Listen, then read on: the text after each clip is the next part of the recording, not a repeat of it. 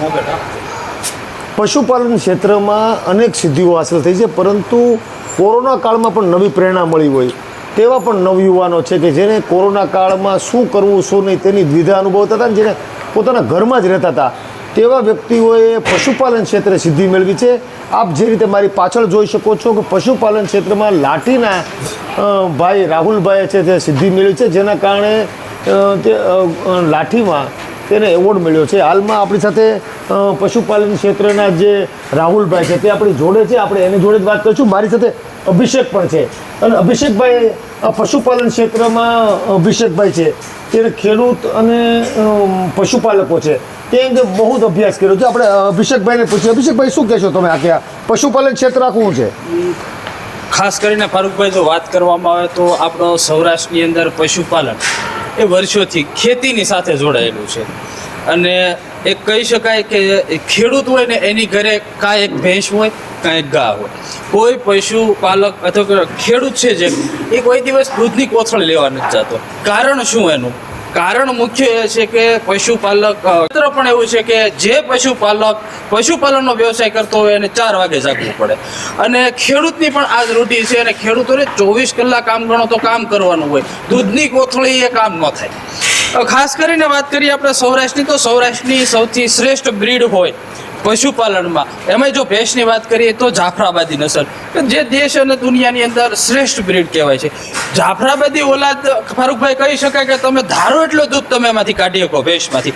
એક ભેંસ આપણે ભૂતકાળની અંદર થોડા જઈએ તો આપણા અમરેલી જિલ્લાના લીલિયામાં એક ભેંસ છે કે જે ગુજરાતમાં પહેલા નંબરે આવેલી ભેંસ છે, કે જેને દોહનમાં અધિકારીઓ ચોંકી ગયા હતા કે ભાઈ એટલું દૂધ ના હોય, પણ એ પશુપાલકે કીધું કે ભાઈ સાહેબ તમે બેસો, અને એ અધિકારીઓ તે રાજકોટથી સવારે આવે 6 વાગે ત્યાં એ તબલે આવી જતા, દોહન ચાલુ થાય, ધોવાઈ જાય એટલે દૂધના કેન ચડે ને ત્યારે પશુપાલકો અને એની હારે અધિકારીઓ તે બધે નાખો ફાટી જતી. કારણ શું?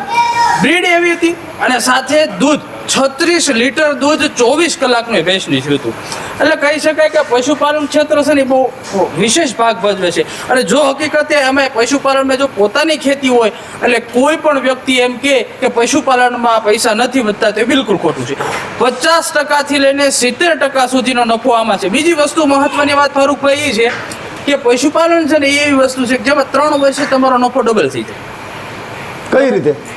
એનું કારણ છે કે આજે તમે ભેંસ નહીં આવે ને, એ ભેંસ દૂધણી હોય એટલે એ ભેંસને બચ્ચું હોય, પાડી હોય કે પાડી હોય, એ 3 વર્ષે મોટી થાય એટલે ફરી પાછી એ દોહન પ્રક્રિયામાં આવે. કેમ કે એને ગાભણ કરવામાં આવે.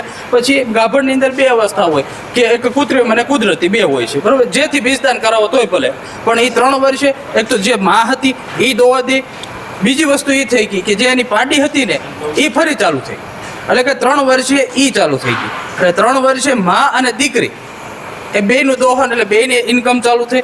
અને એ પછી તમે પાછળના 2 વર્ષ જાઓ તો પાછળના 2 વર્ષમાં પાછા 2 પશુ ઉમેરાય, માં અને દીકરી 2 પ્રેગ્નન્ટ થાય ને એટલે બીજા પશુ. કહી શકાય કે 6 વર્ષની અંદર એક ભેંસ હોય ને એનો વેલો, તમે ખાધી ભાષા એમ કે વેલો જે વધે ને, વંશવેલો વધી જાય, એના કારણે પશુપાલન ખૂબ સારું છે.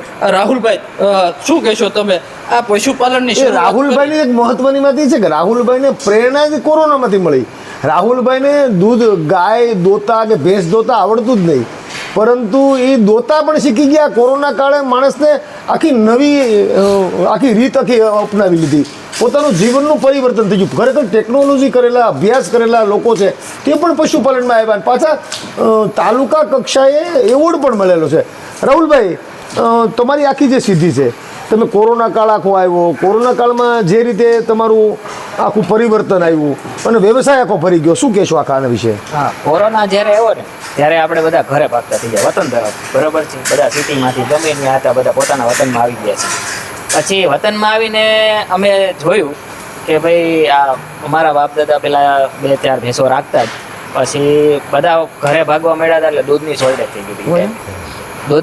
થઈ ગઈ હતી. અને પછી અમારા ઘરે બધા દનૈયા જ ભરીએ છીએ, એટલે મેં કીધું દૂધ ઘટવા મળ્યું. એટલે અમારા પપ્પાને કીધું કે ભાઈ તમે એક ભેંસ લઈ આવો, પાછું દૂધ ઘટવા મળ્યું. પછી અમે 2 ભાઈ, મારો મોટો ભાઈ જેની શું કહેવાય શ્રમ ક્રમમાં બેસ્ટ એને છે, હું તો મેનેજમેન્ટમાં જ છું ખાલી. અને પછી અમે 2 ભાઈઓ દોતા શીખ્યા. મેં કીધું આપણે ટ્રાય તો કરીએ. પછી દોતા આવડી ગયું, પછી ધીમે ધીમે બીજી ભેંસ લાવ્યા. એવી રીતે કરીને અમે પછી વિતરણ શરૂ કર્યું ગામમાં, લોકોને ચોખ્ખું દૂધ આપવાનું શરૂ કર્યું. પછી એમ ગ્રાહક વધતા ગયા ને પછી ધીમે ધીમે જેમ જરૂરિયાત પડતી ગઈ એમ અમે ભેંસો લાવતા ગયા ને પછી ધીમે ધીમે અમે કીધું હવે પેલા ઘરે રાખતા, પછી વ્યવસ્થિત અમે આપણે એને શિફ્ટ કરીએ. વ્યવસ્થિત આપણે જે અત્યારે બધું જોયું, જાણ્યું, મુલાકાતો લીધી, પછી જોયું કે આપણે આ સ્ટ્રક્ચરથી આપણે બનાવીએ. પછી પાણીની સુવિધા આપણે RCC, આ શેડ, પંખા, ફોગર સિસ્ટમ એ બધું કર્યું વ્યવસ્થિત. ને આપણે ટાઈમે ડૉક્ટરની વિઝિટ જે થતું હોય ને બ્રીડિંગ ઉપર વધારે કામ કરીએ છીએ. અત્યારે અમે એક સ્પેશિયલ બચ્ચા વિભાગ જ બનાવેલો છે સ્પેશિયલ છે. હવે કારણ કે અત્યારના સમયમાં પશુ મોંઘા થઈ ગયા છે વધારે, એ પોસાય એવી કિંમત છે નહીં. આપણે દૂધ જોઈએ એટલું હોય નહીં, 1.5-2 લાખ રૂપિયાની પ્લસ કિંમત હોય છે. એટલે મેં કીધું હવે છે ને બ્રીડિંગ ઉપર આપણે કામ કરીએ ને, જે બચ્ચું છે એ બચ્ચાને જ આપણે મોટું કરીએ વ્યવસ્થિત, ને બ્રીડ ઉપર કામ કરીને આપણે એનું ઘરની જ ઓલાદ જેવું થાય કે આપણી આંગણે મોટું. તમારી પાસે જે ભેંસું છે એ કઈ નસલની છે? મારી પાસે બધી જ જાફરાબાદી છે. મારે એક ઘરની ભેંસ હતી ને એની પાસે એની ભેંસું જ મારી 8 છે પોતાની. બરોબર. એક ભેંસમાંથી 8 ભેંસું મેં કરી છે અમારી. જે આ બ્રીડ છે અલગ જે જાફરીની જે વ્યવસ્થિત છે ને એ આપણે મોટી કરી. રાહુલભાઈ, તમારે પોતાને જમીન છે, ઘાસચારો ત્યાંથી આવે, બરોબર? દૂધ કેવું કેટલા લીટર થતું હોય છે અને તમને શ્રેષ્ઠ પશુપાલક તરીકે એવોર્ડ આપ્યો છે, આમ તો નહીં આપી દીધો હોય? હમણાં મારે 15 વીઘા જમીન છે ને એમાં 4 વીઘામાં મેં તબેલો બનાવેલો છે ને ટોટલ ઓર્ગેનિક સિસ્ટમ છે મારે. આપણે જે પશુનું છાણ છે, બરાબર છે, ખાતર એમાં નાખવું છું, જે મૂત્ર જે ભેગું થાય વ્યવસ્થિત સ્ટોરેજ કરીને આપણે એ સિસ્ટમ બનાવેલી છે. બે સીધું આપણે ખેતરમાં જ જાય ને એ ઘરનું જ ખવડાવું છું. ને આપણે દૂધમાં મને શ્રેષ્ઠ પશુપાલનનો ગુજરાત સરકાર તરફથી એવોર્ડ આપવામાં આવ્યો છે આપણે 23-24માં, અને તાલુકા લેવલે મારો પ્રથમ નંબર આવ્યો. કેટલા લીટર દૂધ થાય છે આખા દિવસનું? કેટલા લીટર ને તમે વેચાણ કઈ રીતે કરો? આખા દિવસનું 200 લીટર પ્લસ હોય છે ને વેચાણ અમે આપણે પાર્સલ બાંધીને ઘરે વિતરણ મોસ્ટ ઓફ તો ઘરેથી જ વેચાઈ જાય છે. અહીંથી દૂધ લઈને જાય તો ત્યાં કસ્ટમરની લાઈન હોય છે ને આપણે એને ડાયરેક્ટ એને આપી દઈએ. ફેટ કેટલા આવે છે આમ એપ્રોક્સ? દરેક તમે દૂધ બધું ભેગું કરો છો તો આમ અંદાજિત 200 લીટરનો ફેટ શું હોય છે? આપણે સરેરાશ એવરેજ ગણો ને 7 થી 7.5 નો ફેટ રહે છે. ફેટ રહે છે. હા. બીજી વસ્તુ, તમે IT ક્ષેત્રમાંથી પશુપાલનમાં આવ્યા, IT ક્ષેત્રમાં કોમ્પ્યુટર ઉપર જે કી હોય છે એ આંગળી, અને અત્યારે રાત્રિના સમય એટલે સાંજ અને સવાર 2 ટાઈમ તમે આંચળ ઉપર આંગળી રાખો છો, ફાયદો છે એમાં દેખાય? ફાયદો તો આપણે ધંધામાં જ દેખાય. એટલે એમાં શું છે, IT માંથી તો આપણે શું છે નવું કરવામાં અત્યારે યુવાન આપણે અહીંથી આ બધું છોડતો જશે તો કઈ રીતે મેળ પડશે? શું યુવાનોને પ્રેરણા શું આપો તમે? મારી જેવા, તમારી જેવા આપણે એવું કરે, હું કહું છું પ્રેરણા એ છે કે આપણે 7 થી 12 ની 7 થી 7 ની નોકરી જે કરીએ છીએ એના કરતાં આપણે થોડુંક આપણે જે ખેતીવાડીમાં છે, પશુપાલનમાં છે, એમાં થોડુંક આપણે કરીએ તો ઘણું અનુકૂળ. ને અત્યારે સિસ્ટમ છે, સુવિધા છે તો કરાય એવું છે, એમાં કોઈ ખોટું નથી એમ. ને વ્યવસ્થિત ધ્યાન દો તો એમાં તમને વળતર મળી જ રહે છે. લોકોને કોમેન્ટ એવી હોય છે, અભિષેક પશુપાલન તો કરે છે પરંતુ આનું જે ગૌમૂત્ર, છાણ ને આ બધું આવે છે એનાથી પ્રાકૃતિક ખેતી કરે છે. પ્રાકૃતિક ખેતી ખરેખર તો રાજ્ય આપણે જોઈએ છીએ કે રાજ્યપાલશ્રી પણ ઠેર ઠેર ગયા છે, સરકાર પણ એવો અનુરોધ કરીએ છીએ કે રાસાયણિક ખેતી મૂકી અને પ્રાકૃતિક ખેતી અપનાવો, અને તમે પ્રાકૃતિક ખેતી પણ એની સાથે જોડે અપનાવી લીધી. એટલે કોરોના કાળમાં તમારી ડબલ સિદ્ધિ થઈ ગઈ. એક તો તમે પ્રાકૃતિક ખેતી તરફ વળી ગયા અને એક પશુપાલન તરફ વળી ગયા. શું કહેશો આ વિશે? પ્રાકૃતિક ખેતીમાં ફેર પડે જ છે, કારણ કે હું જે મારી વાડીમાં નાખું છું ને, બરાબર, એમાં અત્યારે મગફળી હતી, મારે મગફળી વીઘે 48 મણ જેવો ઉતારો આવ્યો છે.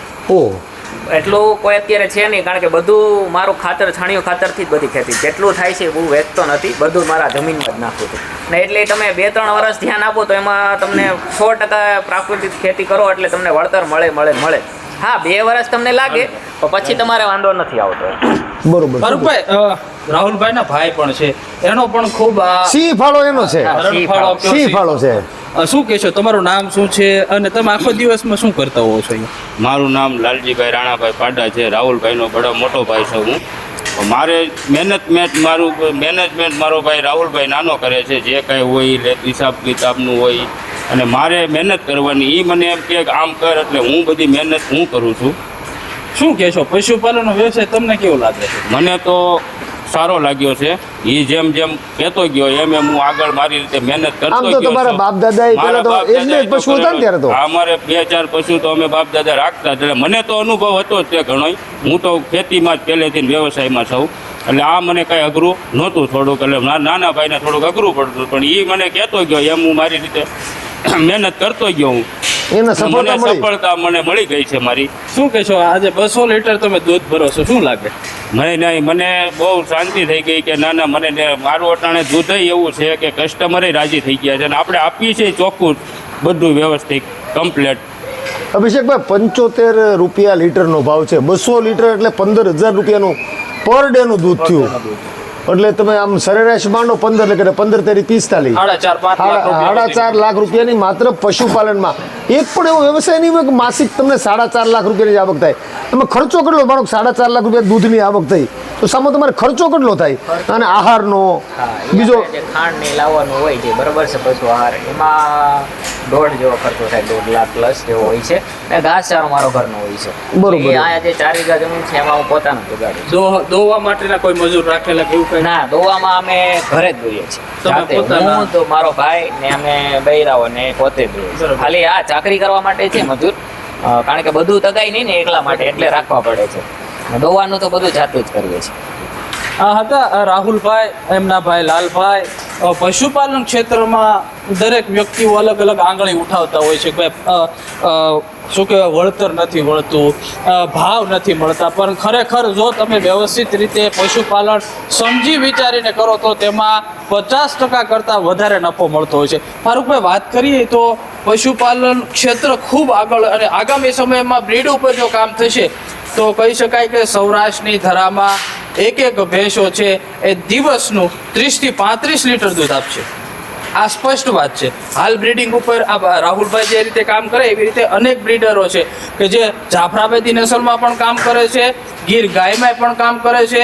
પશુપાલન ક્ષેત્રમાં યુવાઓને રોજગારી મળી રહે એની માટેના અનેક કાર્યક્રમો પણ રાહુલભાઈએ ભેંસુ સાથે અહીંયા ગીર ગાયું પણ રાખી છે અને ગાયુંનું પણ દૂધ રાખે છે. બિલકુલ. એટલે ખરેખર નવાઈ લાગી કે ભાઈ આ રીતે બધું મેનેજમેન્ટ કરવું બહુ અઘરું હોય છે, પરંતુ રાહુલભાઈ આખું બધું ગોઠવણ સારી કરી છે. વિશાલભાઈ, પશુઓ તમે જુઓ, ફારૂકભાઈ, ઘણા પશુઓ છે, એકથી એક ચડિયાતા પશુઓ છે.